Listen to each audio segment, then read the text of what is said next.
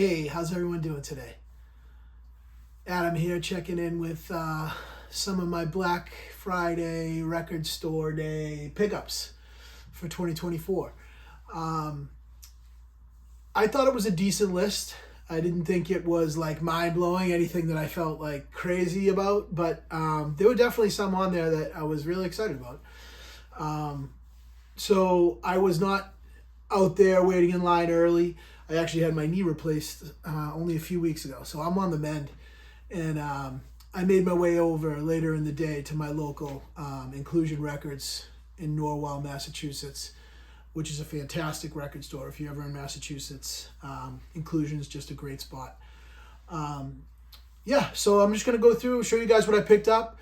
And I might have went a little overboard, but it's all good. Part of it, you know. All right. So first off, I picked this up. It's the Rolling Stones. Get your yayas out. Cool vinyl, cool colored vinyl. I'm not really one for colored vinyl, but this whatever. I don't own a pressing of this. You know, I love the Stones, but I'm not a die-hard Stones fan where I have every record in their catalog, anything like that. But I do love this. I had this on CD since I was a kid. So I'm happy to have a vinyl copy of it. It was like $26. So as far as record store day goes, that's, pretty affordable. So happy to have that. Cool vinyl pressing. I'll let you guys know. I'll come back and do kind of a sound review of what I got. I haven't really listened to much. Haven't had an opportunity to listen to too much yet. But I'll just show you guys what I have here and then maybe let you know how the pressing sound, how the record store stuff sounds in another video. I of course picked this up. Wasn't gonna miss out on this. Huge Beatles fan. The I Want to Hold Your Hand single. I believe it's the same. I believe I'll have to look into this. That it's the same mix that went out in the recent box set, the one that I just reviewed last week. I'll listen to it and do some research and find out. But this is the couple things that are cool about this. Obviously, this is the original vintage sleeve. It has the capital swirl. So I have the record out over there, but it has the capital swirl on the vinyl, the original capital swirl, which is cool. The other thing is they airbrushed in like subsequent represses after early '64. They airbrushed Paul's cigarette out. So a lot of them don't have Paul with the cigarette. So this actually has Paul with the cigarette, so it's kind of cool. They covered it up with the hype sticker there, but confirmed he does smoke cigarettes, or did smoke cigarettes, just like everyone did back in the day. And that's cool, and that's I'm really excited about that, actually. That was definitely one that I wanted. I guess while I'm on that Beatles note, I did do it, and I didn't want to do it, but it was the last one. I felt like I had to do it, so I did it.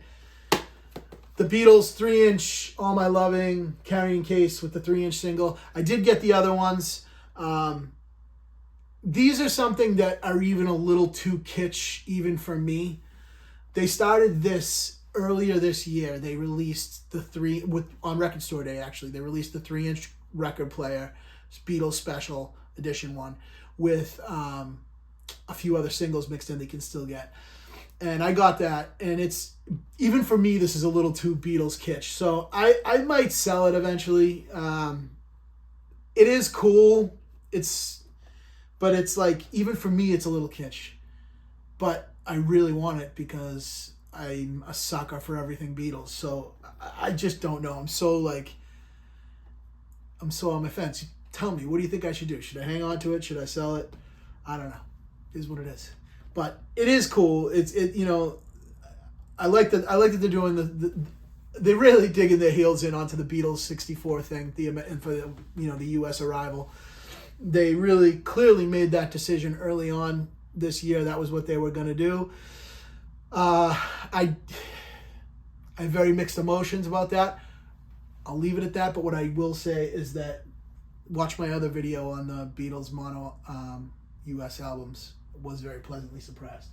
All right, next I did pick up the Stevie Nicks released a 7-inch single. I haven't had a chance to listen to this one yet either. The Lighthouse, maybe a sign that she's going to release some new music, not sure. But this was a cool Record Store Day exclusive, I believe. This was one I definitely wanted. I love Bill Evans. I love jazz. I graduated from Berklee College of Music like 20 years ago, and I'm not a jazz, aficionado by any means. I'm not a jazz player as a musician. That's definitely not what I classify myself as. I do appreciate jazz. The last, 8 years, 10 years where I've really started to get into vinyl, it's pushed me more in the jazz direction, and I do love Bill Evans.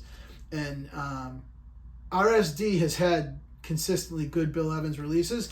This one's really cool. I was really excited about this one, actually.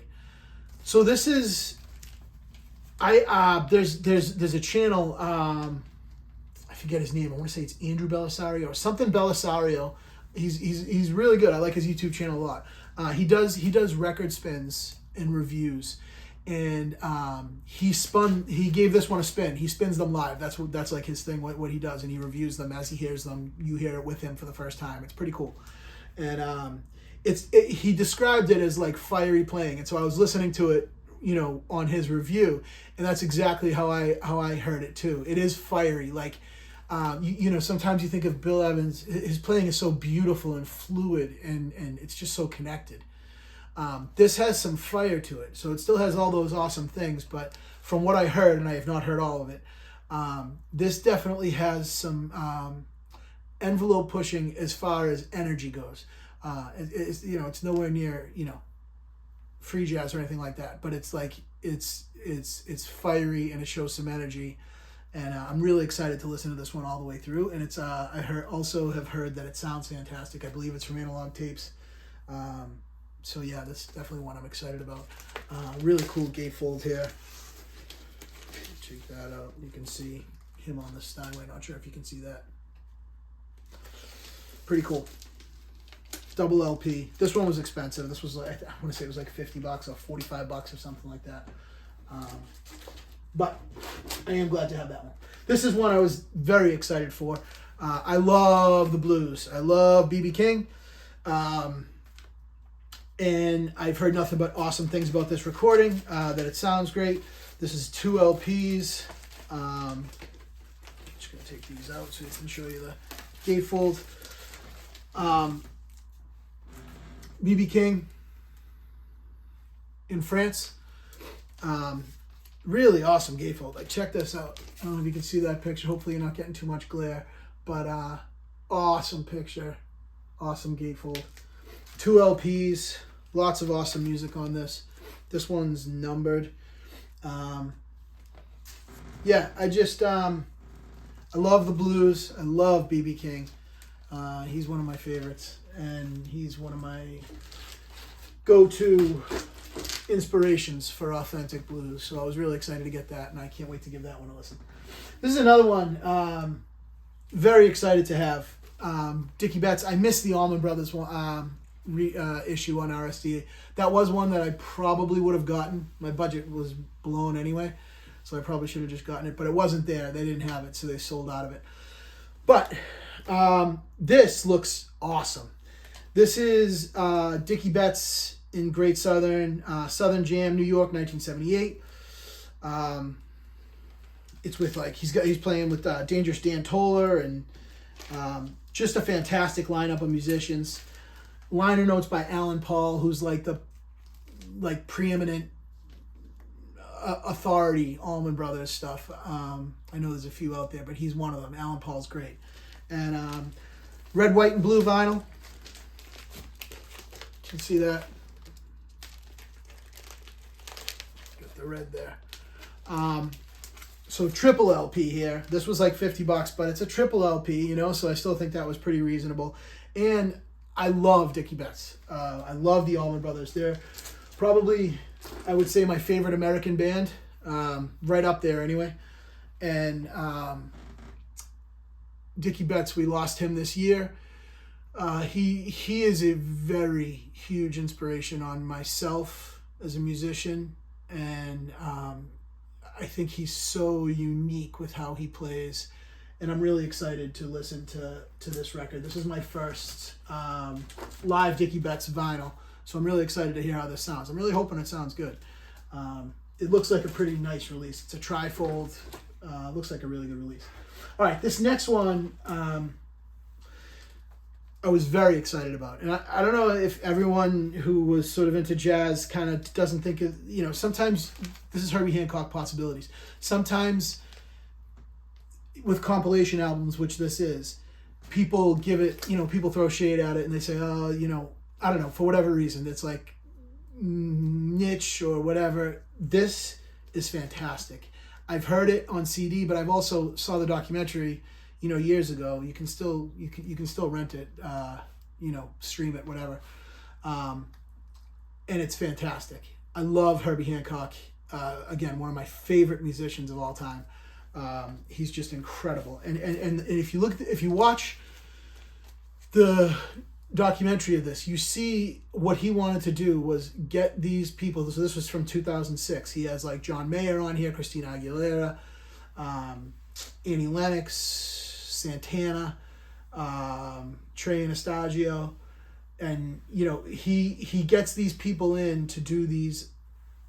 Some of them are original compositions, some of them are covers, some of them are like, just created on the fly and written on the fly and composed on the fly. And it's just shows the musicianship of Herbie Hancock, and his whole direction for this was to get artists, important artists that are doing important things and creating and putting something together that puts them in a new direction and just without limits and just creating something. And I love that thought. I love that idea.